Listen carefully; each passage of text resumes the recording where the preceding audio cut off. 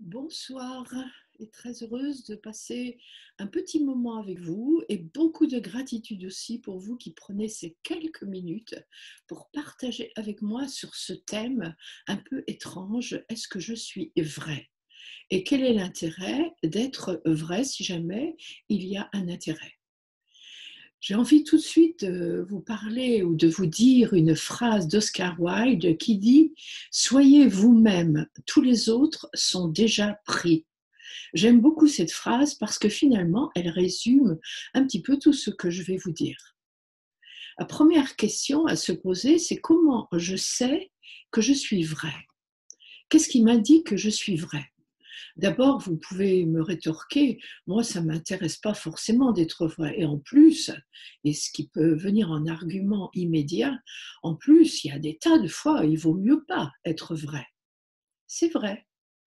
Mais en fait, quand je dis ça, je me sers de cette justification pour me donner des excuses sur le fait de ne pas être vrai tout le temps, ou même ne pas être vrai du tout, ou ne pas être vrai sans même se poser ou me poser des questions. Donc comment je sais que je suis vrai et qui peut définir que je suis vrai? Est-ce que ce sont les autres? Est-ce que c'est moi? Pour certains, ce sont des tests. Il y en a qui font des tests et ont beaucoup de succès, les tests, ce qui prouve au moins que beaucoup de personnes se posent quand même cette question de mieux se comprendre. Et on n'oublie pas quand même que cette grande question qui suis-je est une question que normalement tous les êtres humains, à un moment donné, se posent. Et pour répondre à cette question, nous sommes obligés d'aller en nous vers ce qui est le plus vrai. Qu'est-ce qui peut nous empêcher, en tout cas, d'être vrai? Eh bien, il y a d'abord nos conditionnements. Nous avons été éduqués d'une certaine manière, avec certainement beaucoup de choses très intéressantes, très importantes, qui m'ont permis de vivre en société avec les autres de manière au moins agréable.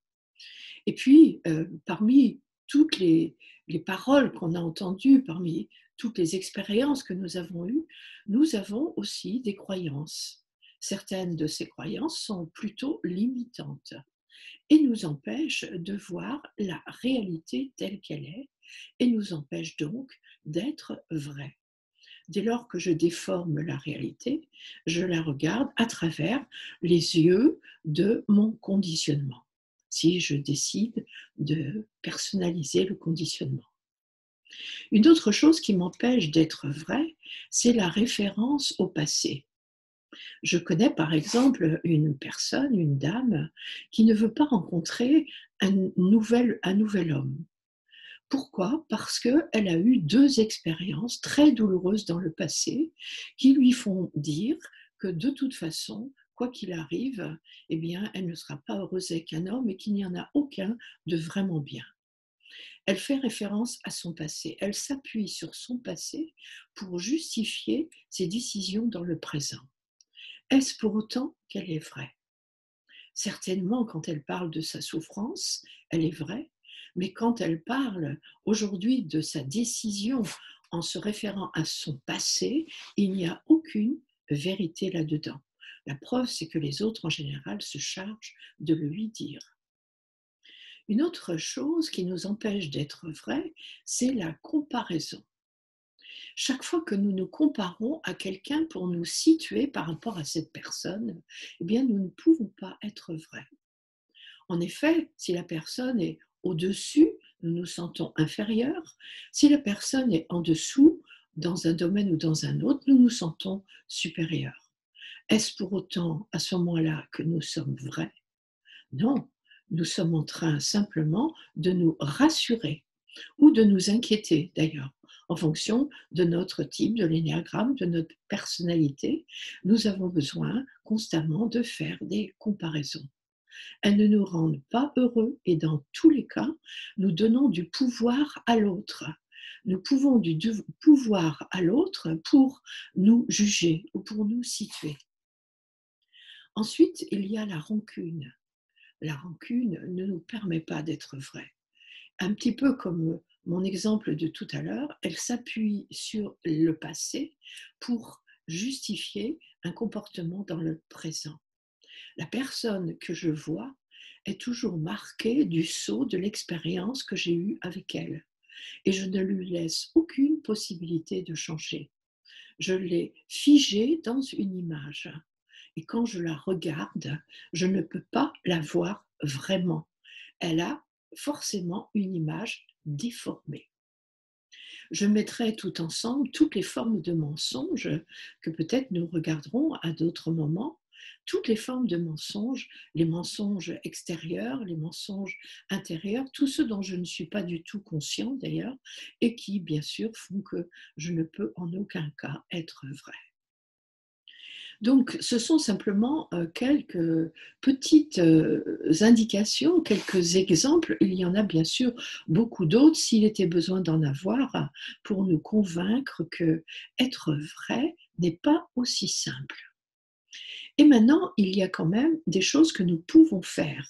Non pas forcément pour être vrai tout le temps, ce qui est une chose très difficile, mais ce qui peut être un but dans la vie très important, peut-être même un des seuls buts importants de notre vie, mais des choses concrètes que nous pouvons mettre en place dans notre vie jour après jour. Si nous décidons de nous approcher de nous-mêmes, parce que se connaître, connais-toi toi-même et tu connaîtras l'univers et les dieux, cette belle phrase affichée devant le temple de Delphes, eh bien, est la phrase qui résume tout le travail des sages, tout ce qui nous est proposé dans toutes les écoles de sagesse et de mystère. Et bien entendu, si nous pouvons et si nous voulons surtout devenir vrais, eh bien, nous sommes obligés, entre guillemets, et librement, par notre décision libre, de nous engager sur le chemin de l'observation de nous-mêmes. Il est difficile, voire impossible, d'être vrai si nous sommes tendus. Donc, il y a déjà quelque chose à faire au niveau physique, se détendre. Se détendre, pratiquer un exercice, de préférence un exercice qui nous recentre, comme le yoga de Samara étant évidemment un exercice ou une pratique extrêmement importante et intéressante, et bien entendu la méditation qui nous ramène à nous-mêmes et qui nous permet de nous observer avec beaucoup de finesse et d'observer tous les remous qui nous agitent. Et nous ne sommes pas obligés de les raconter aux autres, ça se passe entre nous et nous. Mais pour le moins, pendant ce temps-là, nous pouvons vraiment dire, je découvre, j'apprends à me connaître intérieurement. Physiquement aussi, être vrai nécessite de se tenir droit. Il est tout à fait impossible d'être vrai si je n'ai pas cette attitude de dignité, de droiture en moi. Et quand je dis se tenir droit, ça veut dire aussi regarder en face ou regarder dans les yeux. Il est très difficile de mentir en regardant quelqu'un vraiment dans les yeux. Et les menteurs parfois le font, mais c'est assez rare. Ou alors ils ont atteint un niveau de pathologie que je suis certaine, ceux qui m'écoutent n'ont pas atteint jamais. Ensuite, bien sûr, il y a l'honnêteté avec soi. Être honnête avec soi, c'est être capable de se reconnaître, de se regarder, de nommer ce qui vit en nous de manière claire, sans aucun tabou, sans jugement, sans critique, en suivant les règles de l'observation de soi telles qu'elles nous ont été indiquées par Idriss Lahore. Je m'observe et je suis honnête avec moi. Et je vois toute la kyrielle des justifications qui montent pour expliquer, pour m'expliquer à moi-même que j'ai des raisons d'être comme je suis. Je suis honnête avec moi. Être honnête avec moi nécessite aussi souvent d'être honnête avec les autres. Bien sûr, il y a des choses que nous n'allons pas raconter. Par exemple, et c'est un petit exemple qui date d'hier, je me suis amusée à raconter à quelqu'un que j'avais balayé le matin et que je n'avais pas levé le tapis et que j'avais mis un peu de poussière sous le tapis. Ça a duré 2 secondes et ensuite j'ai relevé le tapis, j'ai enlevé la poussière. C'est un petit geste bête et très simple. Mais le simple fait de le dire et de le raconter m'a fait un bien fou. D'abord parce que j'ai pu sourire de moi-même, j'ai pu rire même avec l'autre, et l'autre m'a regardé avec beaucoup d'amusement. Nous avons passé là un très joyeux moment. Il n'était pas utile de le raconter, il était simplement important à ce moment-là de le raconter parce que je voulais être vrai. Et j'étais en résonance avec ce que je vous dis maintenant. Ça a duré 1 seconde, mais c'était un moment de non-vérité. Et de le regarder sans jugement, sans critique et avec amusement était une expérience intéressante. Ensuite, s'entourer de personnes positives. Il est évidemment beaucoup plus intéressant et beaucoup plus facile d'être vrai lorsqu'on est entouré de personnes qui cherchent à être vraies. Si vous êtes entouré de personnes qui sont constamment dans le mensonge ou qui font attention à ne pas perdre la face, comme c'est le cas dans le monde professionnel par exemple, eh bien, vous allez aussi rentrer en résonance avec eux et vous êtes pris dans un champ qui va vous compliquer un petit peu la vie. Donc, intéressant d'être entouré de personnes qui sont dans cette même démarche vers une vérité vis-à-vis d'elles-mêmes. Ça vous permet peut-être, quand vous m'entendez, de faire le tour dans votre tête des personnes que vous connaissez et de voir lesquelles, parmi toutes celles-là, vous semblent la plus vraie. Et si vous pouvez les nommer, mettons qu'il y en ait 3 ou 4 autour de vous, eh bien, vous pouvez aussi vous demander comment je me sens avec cette personne. Est-ce que leur présence m'invite à plus d'authenticité? Est-ce qu'il m'est plus facile avec elle d'être vrai? Et vous verrez à cette réponse que vous constaterez que être vrai va aussi avec une ouverture du cœur. Il n'est pas question là de la vérité qui tue, de la vérité qui fait mal, des mots qui blessent, des mots qui font mal.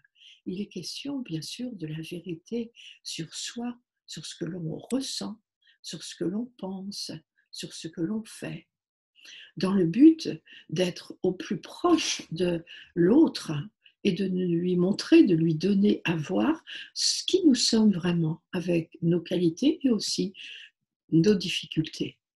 Donc, avec qui êtes-vous amis? De qui êtes-vous entouré? Y veillez-vous? Et regardez bien, si vous faites un peu le point sur toutes les personnes qui vous entourent, avec qui vous vous sentez mieux, avec qui vous vous sentez rechargé, ressourcé, même si parfois c'est un petit peu décoiffant, même si parfois c'est un peu inconfortable de se frotter avec une forme de réalité. Être vrai, c'est aussi, puisqu'on parle des autres, accepter ce que les autres nous disent. Dans ce que les autres nous disent, bien sûr, il y a des projections de leur part.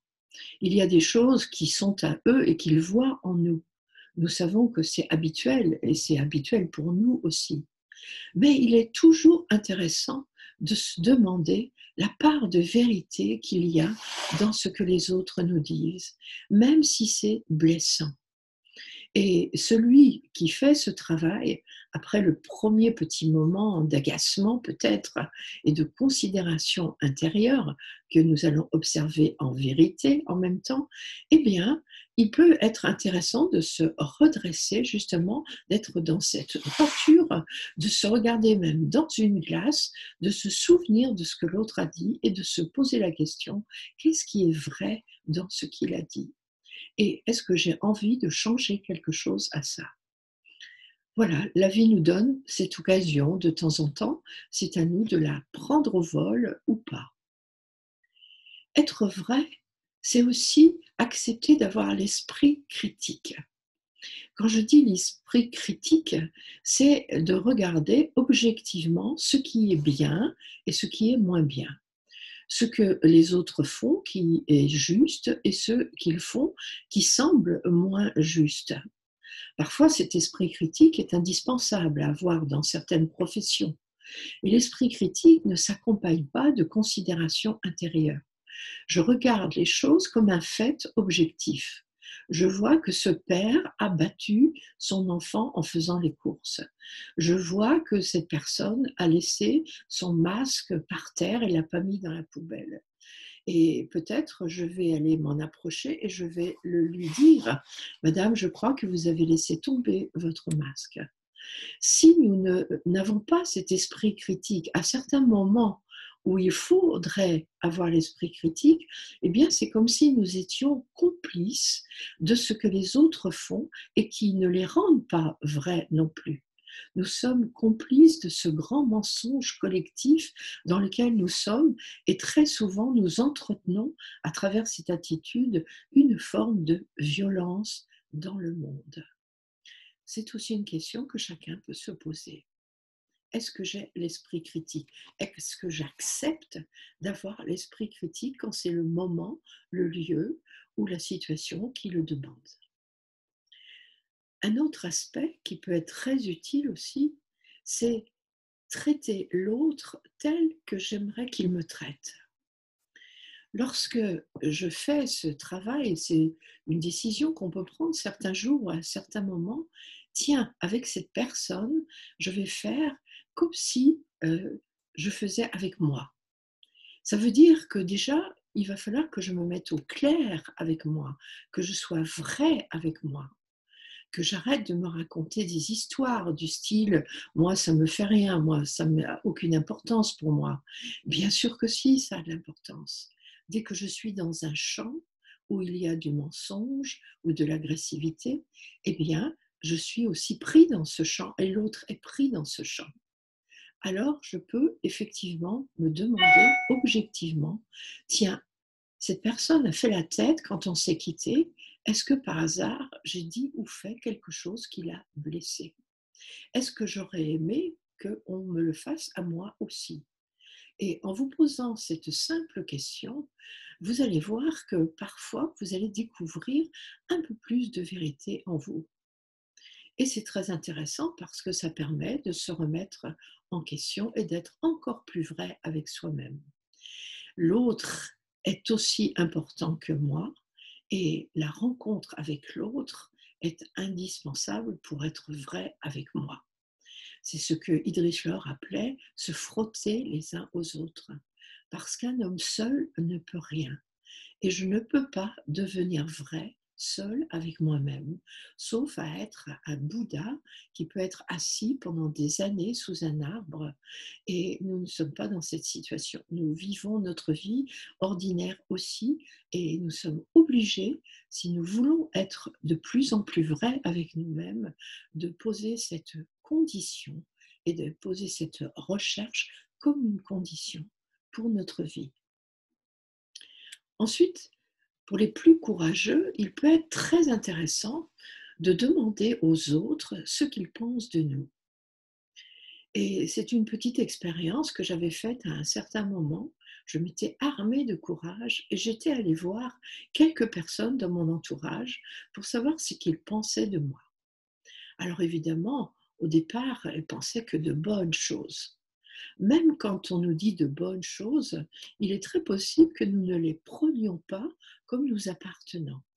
Et là aussi, nous avons besoin d'apprendre à être vrais et à accepter avec gratitude tout le bien que nous pensons de nous. Certes, si l'autre pense du bien de nous, c'est qu'il possède aussi ce bien en lui-même. Mais c'est un fait. Si je suis reconnue comme agréable, comme chaleureuse ou ayant du cœur, eh bien je prends. Ça fait partie de moi, en tout cas de moi qui se manifeste concrètement dans les faits. Et je suis ce que je manifeste dans les faits. C'est ça qui est vrai. Ce ne sont pas mes idées sur moi, mes a priori sur moi. C'est ce que je montre et ce que je fais qui me montre que c'est vrai. Et puis ensuite, les autres, une fois qu'ils m'ont dit les choses agréables, vont commencer à me parler des choses un peu moins agréables. Bon, c'est vrai, de temps en temps, tu exagères un peu, tu es un petit peu dépensière, tu es un petit peu agitée, tu es un petit peu autre chose. Et il y a des petites phrases comme ça qui vont être glissées, souvent gentiment, en tout cas avec le souci de la gentillesse, sauf si vous vous adressez, alors là, il faut encore plus de courage, à des personnes dont vous savez qu'elles ne vous aiment pas et qui seront trop heureuses de vous dire tout ce qu'elles n'aiment pas chez vous. Alors, si vous faites une petite enquête de ce type et que vous prenez soin d'écouter et de noter ce qui est dit précautionneusement, avec gratitude, eh bien, vous allez vous approcher encore un peu plus de vous, de votre réalité, et vous allez enlever quelques voiles qui vous permettent de vous en approcher. N'oubliez pas que tout au fond, derrière notre part d'ombre, il y a la lumière. Et comme le soleil qui brille derrière les nuages, il y a toujours la lumière. Et derrière ces couches que nous enlevons au fur et à mesure pour nous approcher de notre lumière, eh bien, il y a parfois une rencontre avec des aspects un petit peu plus difficiles. Une dernière chose, se rappeler de nos valeurs, des grandes valeurs qui nous habitent dans différents domaines de notre vie, au niveau de notre couple, de notre famille, de notre travail, de la société. Quelles sont nos valeurs? Qu'est-ce qui est essentiel pour moi? Et puis, simplement regarder si ce que je dis, ce que je pense ou ce que je fais sont cohérents avec ces valeurs. Et si ce n'est pas le cas, eh bien, de décider de le rectifier. J'ai tout à fait conscience et confiance aussi d'ailleurs que ce que je viens de vous dire est possible. Difficile, mais possible. Est-ce que dans ce monde dans lequel nous vivons, il y a quelque chose de mieux à faire que de faire ce travail intérieur que l'on peut faire partout dans notre vie, telle qu'elle est, quelles que soient les personnes qui nous entourent, quel que soit le contexte dans lequel nous vivons? Cette liberté-là, personne ne peut nous l'enlever, jamais.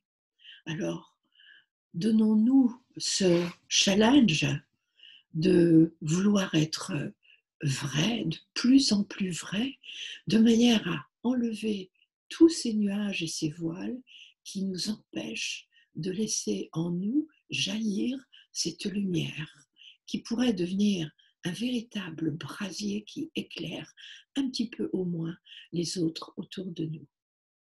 Devenons un modèle pour ceux qui nous regardent, mais surtout devenons un modèle pour nous. Nous avons à cette période-là terriblement besoin de modèles. Je vous souhaite une très bonne fin de journée et je vous remercie pour votre écoute et votre attention. Au revoir.